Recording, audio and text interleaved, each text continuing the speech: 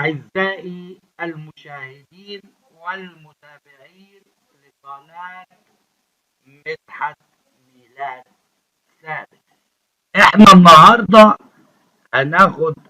نشرح حاجة مختلفة.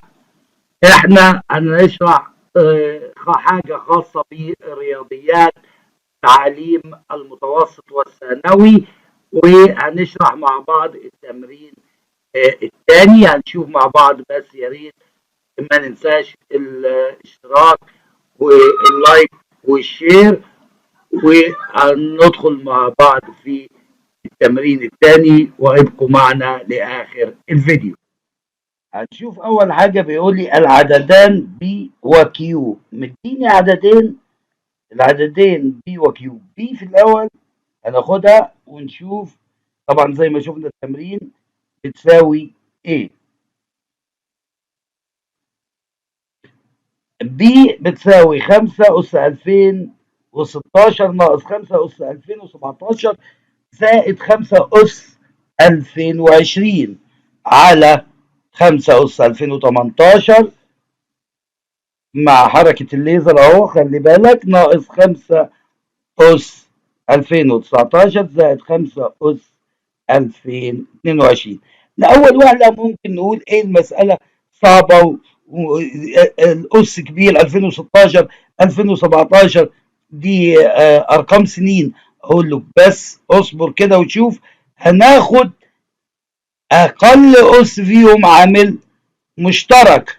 في البسط هناخد 5 أس 2016، في المقام هناخد 5 أس 2018 زي ما هنشوف كده. هنقول بي بتساوي ايه؟ اخدت انا 5 أس 2016 عامل مشترك، وفي المقام اخدت 5 أس 2018.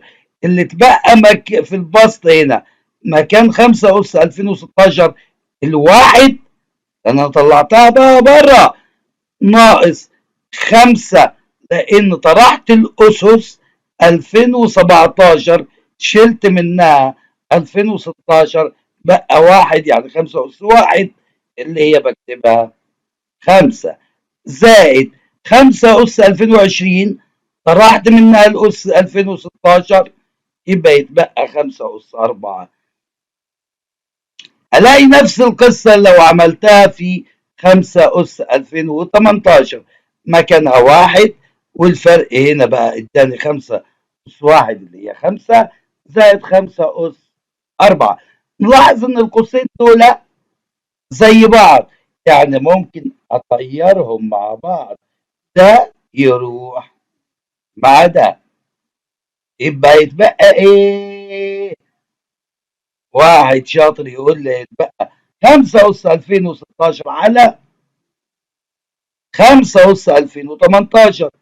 أو في حالة الجسم بطلع الأسس والفرق ما بينهم 2 يبقى 5 أس 2 في المقام. يما أطرح الأس أهو، الأس ده مع الأس ده بنطرحه يدينا واحد على 5 أس 2 اللي هي واحد على 25، اللي انت لو عايزها زي ما هو طالب في المسألة رقم 10 يبقى بتساوي 4/100. وكده بمنتهى البساطة اتحلت الجزء الأول من المسألة. نشوف مع بعض الجزء الثاني مع شيكا ضاده مدحت وحش الرياضة. صحصح مع بعض عشان نسمع الدرس الجديد. اولاد شيكا صحوا معايا النهارده جبر الخواطر على الله. يلا اسمه بيع اوعى تنسى قانونه احسن في الحل تضيع. حل تضيع لا يعني. شوف بقى المسألة الثانية بيقول لي الكيو بقى. اقول لك الكيو بتساوي الجذر التربيعي ل6 زائد 2 جذر 5 تحت الجذر ناقص الجذر التربيعي ل6 ناقص 2 جذر 5 برضه تحت الجذر. نلاحظ ان اللي تحت الجذر 6 زائد 2 جذر 5 و6 ناقص 2 جذر 5 عددين مترافقين. نكمل ونشوف اللي هم ايه. ممكن نجيب كيو تربيع اللي هو عايزها بكام. هنربع بقى اللي هو مدوني. طب نربعه ازاي؟ نقول مربع الحد الاول ونفس اشارة الاوسط ناقص الاول في الثاني في 2 زائد مربع الحد الثاني. هنشوف مع بعض ازاي.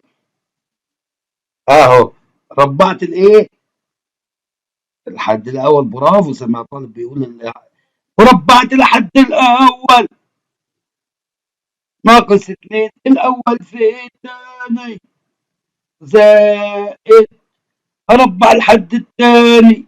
طب لما نفك ده في طالب شاطر بيقول لي شيل الجذر يا استاذ. شيلت الجذر. طب ولما نفك ده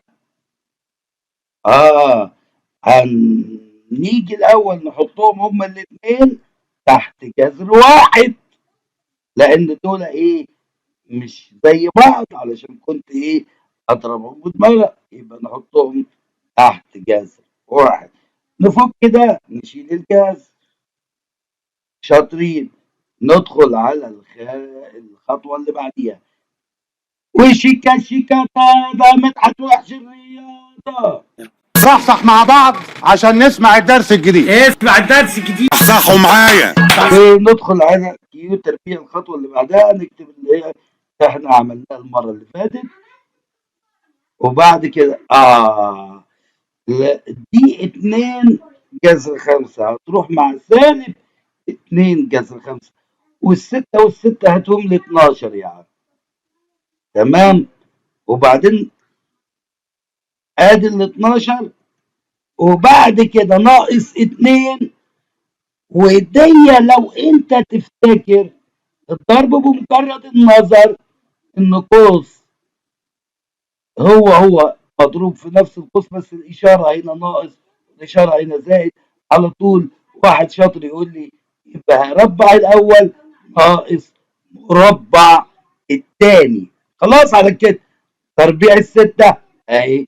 شوف حركة الليزر 36 تربيع 2 جذر 5 جذر 5 تربيعها ب5 والاثنين ده تربيعها 4 في 5 ب20 يبقى 2 في جذر 36 ناقص 20. طب نخلص نكتبها هي ونخلص اللي تحت الجذر ب 16. لا مسألة بسيطة خالص.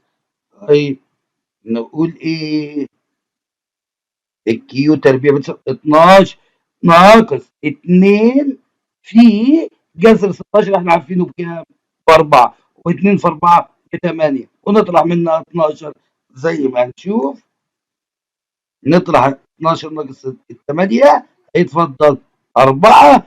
يبقى لو عايز انت الكيو زي ما هو طالبها في المسألة يبقى ب2 وهو قال لي اثبت ان كيو ب2. وكده خلصنا الجزئيتين اللي احنا عايزينهم في درس النهارده. واستنونا مع درس جديد. وشيكا شيكا ضاضة مدحت وحش الرياضة. صحصح مع بعض عشان نسمع الدرس الجديد. اسمع الدرس الجديد. صحوا معايا. صحصحوا معايا. النهارده جبر. النهارده وجبر الخواطر على الله. يلا اسمه بيع. اوعى تنسى قانونه احسن في الحل الضيع. حل تضيع لا يا أمور شكله بديع. خليك فاهم. أحسن في الحل بديع. تعادل الطرفين. معادلات وتعادل الطرفين. يا ريت ندعم القناة بسبسكرايب والاشتراك يعني. ولو عجبكم الفيديو نعمل لايك ويا ريت نشير علشان الفايدة تعم للكل.